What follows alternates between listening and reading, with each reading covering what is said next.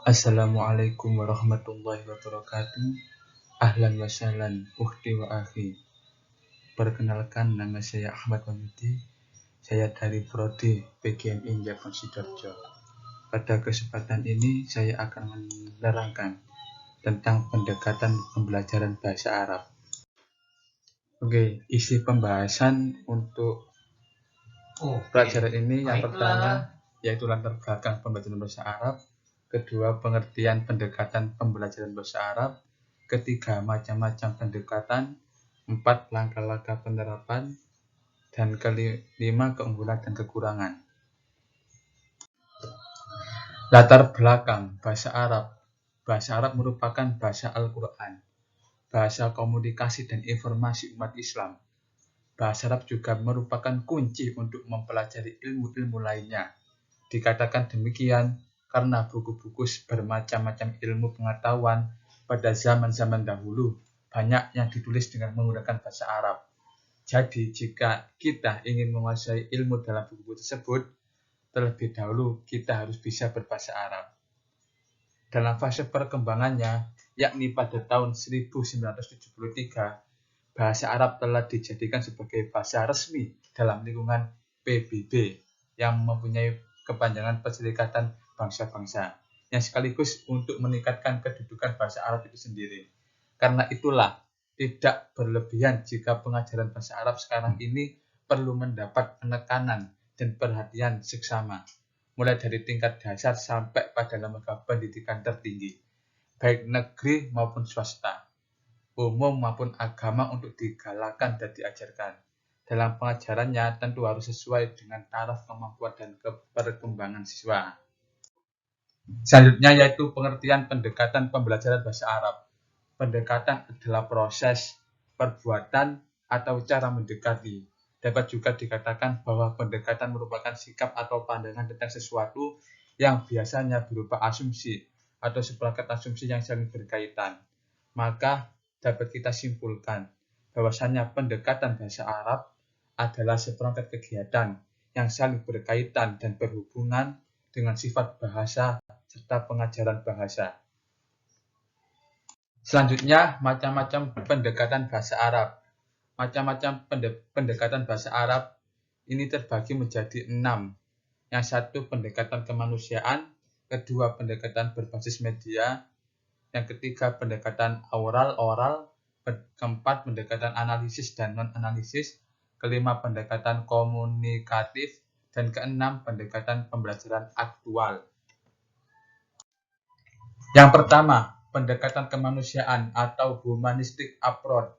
Pendekatan kemanusiaan yang dalam bahasa Arab disebut dengan al-mafal al-insani. Pendekatan ini sangat memfokuskan pada peserta didik. Peserta didik dipandang sebagai manusia yang harus diperlakukan secara manusiawi, bukan alat atau benda mati yang menerima rangsangan-rangsangan dan meresponnya. Adapun keunggulan dan kekurangan pendekatan kemanusiaan humanistic approach. Kelebihannya yaitu mampu membawa manfaat bagi setiap individunya, membantu membentuk kepribadian, perubahan sikap ke arah yang positif dan hati nurani, serta membantu meningkatkan kreativitas setiap orang dan membentuk pola pikir yang cerdas dan luas serta sikap yang baik. Dan kekurangan dari teori ini, peserta didik yang tidak ada keinginan untuk memahami potensi dirinya akan tertinggal dalam proses belajar. Peserta didik terlalu diberi kebebasan. Teori ini sangat percaya diri secara alamiah dan tidak berhasil memberikan pengetahuan pada bagian buruk dari sifat asli manusia. Yang kedua yaitu pendekatan berbasis media atau media-based approach. Pendekatan berbasis media yang dalam bahasa Arab disebut al-makhwal al-tiqoni adalah pendekatan yang mengandalkan kepada teknik penggunaan media pengajaran. Kelebihan dan kekurangan pendekatan berbasis media yaitu kelebihannya penggunaan media belajar dapat menarik perhatian anak. Dengan warna atau bentuk yang disajikan diharapkan mampu menjadi pengantar rasa keingintahuan murid terhadap materi yang disajikan, mengatasi keterbatasan informasi dan membuat pembelajaran interaktif. Kekurangannya yaitu memerlukan banyak waktu untuk menyelesaikan masalah, membutuhkan biaya yang cukup banyak pendidik yang merasa nyaman dengan kelas tradisional, di mana pendidik memegang peran utama di dalam kelas, dan banyaknya peralatan yang harus disediakan. Yang ketiga, pendekatan oral-oral. Pendekatan oral-oral yang dalam bahasa Arab disebut al-mahfal al-sama'i al-syafahi. Pendekatan ini memiliki asumsi bahwa bahasa adalah yang didengar dan apa yang diucapkan, sedangkan tulisan hanyalah representasi dari ujaran. Ngoten. Kelebihan dan keunggulan pendekatan oral-oral.